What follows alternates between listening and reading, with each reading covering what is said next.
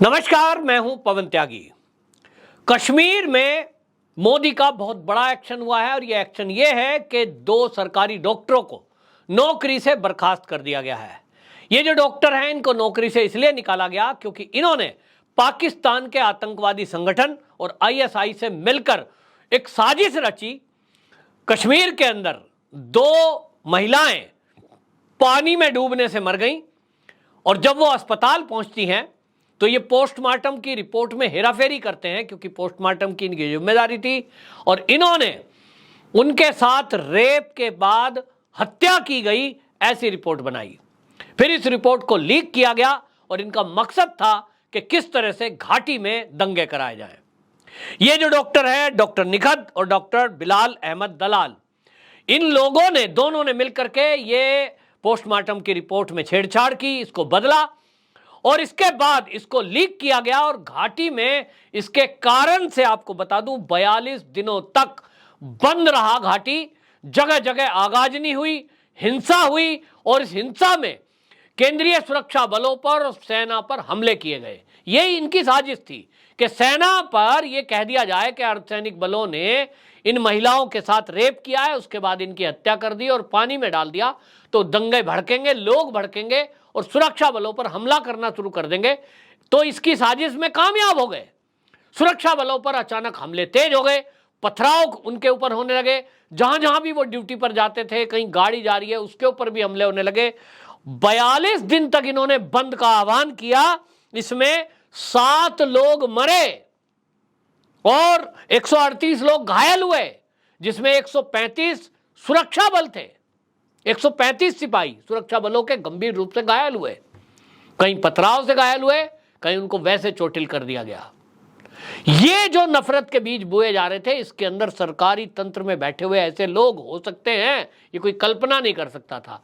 लेकिन जब ये हिंसा फैली तो उसके पीछे जब इंटेलिजेंस सीबीआई को केस दिया गया और सीबीआई ने जब इसकी इन्वेस्टिगेशन की तो सारा मामला खुलकर आया, क्योंकि इनके खातों में जो पैसे आए थे उससे पता लगाया गया कि इनकी सरकारी नौकरी है, सरकारी डॉक्टर है, किससे बात करते हैं, क्या बात करते हैं, कहां से पैसा आया।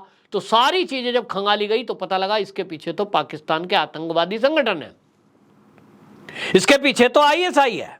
बता दूं, इसमें 42 दिन आतंकवादियों के कहने से ये जो घटना हुई है, 42 दिन घाटी में बंद का आह्वान किया गया था। 42 दिन यहां कोई व्यापार नहीं हुआ, देश को 6000 करोड़ रुपए का नुकसान हुआ।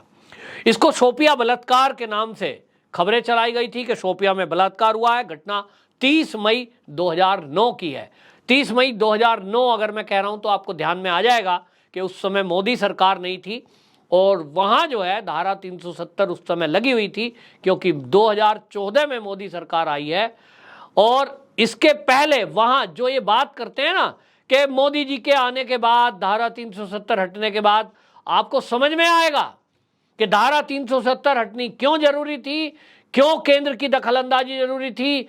ऐसी घटनाओं को लेकर के वहां जनता में भ्रम फैलाया जाता था, साजिश की जा रही थी। उस साजिश में पुलिसकर्मी शामिल होते थे, वहां सरकारी नौकरी में बैठे हुए लोग शामिल होते थे और सिस्टम में वो घुसपैठ की उन्होंने। ये जो द कश्मीर फाइल मूवी का डायलॉग है, वो डायलॉग ऐसे ही नहीं है।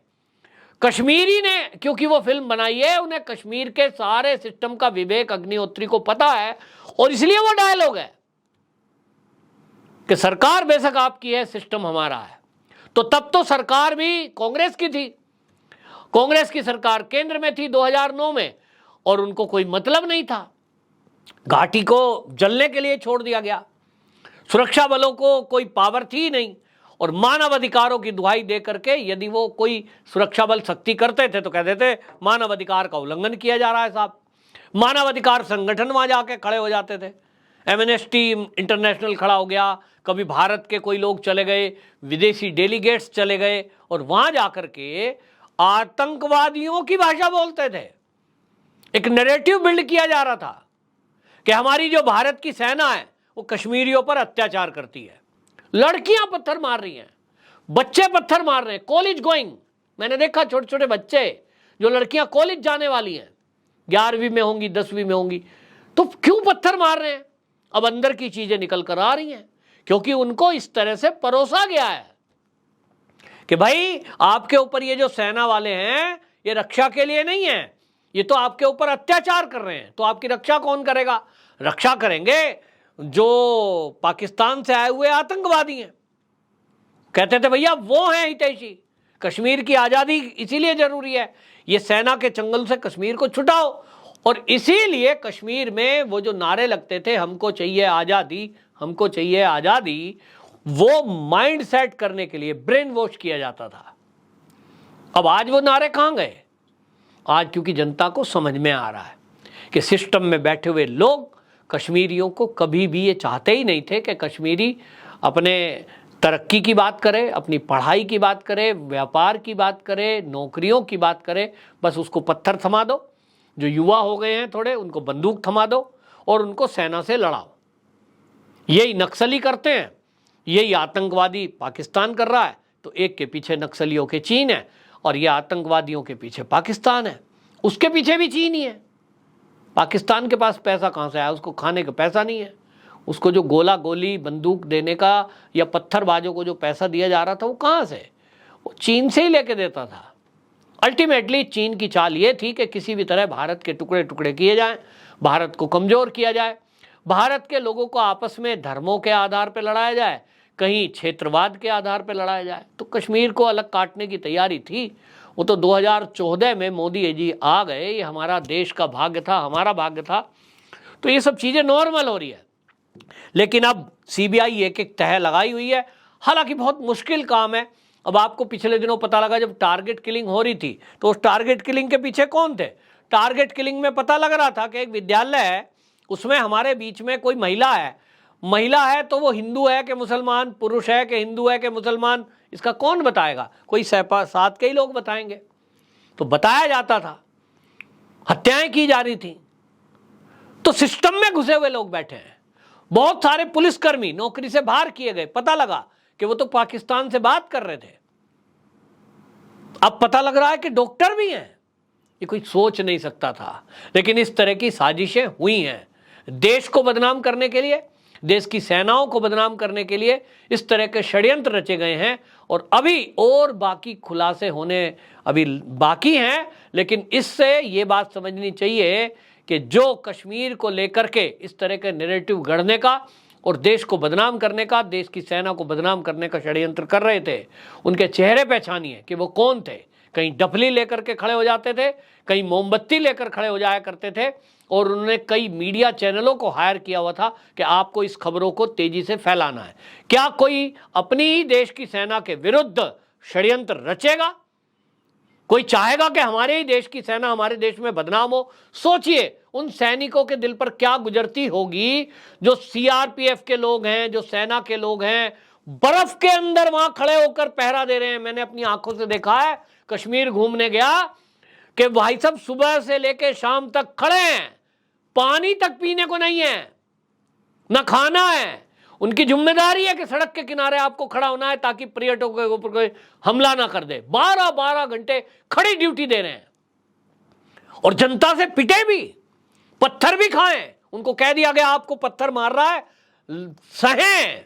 हमने ऐसे वीडियो देखे हैं कि कश्मीर में उनको लात मारी जा रही है, उनकी टोपी गिराई जा रही है और वो सह रहे हैं क्योंकि उनको कहा गया है कि आपको गोली नहीं चलानी है, बंदूक है पर गोली नहीं चलानी है, गाली खानी है, पत्थर खाने हैं। सोचिए कितना धैर्य उनके अंदर है। और उसके बावजूद कोई कहे कि उन सुरक्षा बलों ने, सीआरपीएफ वालों ने, सेना वालों ने लड़कियों के साथ रेप कर दिया। सोचिए कितनी आत्मग्लानि आती होगी कि यार किस देश के लिए हम खड़े हैं? हम बर्फ में खड़े हैं, -10-10 डिग्री, 15-15 डिग्री टेम्परेचर हो जाता है, हम उन नागरिकों की रक्षा के लिए खड़े हैं और हमारे ही ऊपर लांछन लग रहा है। ये डिमोरलाइज करने की एक बहुत बड़ी साजिश थी, जिसको अब समझ में आ रहा है, लोगों को समझना चाहिए। और मैं चैनल के माध्यम से एक बार फिर से प्रणाम करता हूं, सैल्यूट करता हूं उन सैनिकों को जिन्होंने बड़े धैर्य के साथ अपनी ड्यूटी को निभाया। गालियां सही, पत्थर सहे, अपमान सहे, आरोप सहे, कई के ऊपर कोर्ट में केस चले कि जवाब दो, आपके ऊपर आरोप है। सोचिए क्या बीतती होगी। कांग्रेस की सरकार में तो कोई उन्हें बचाता था नहीं।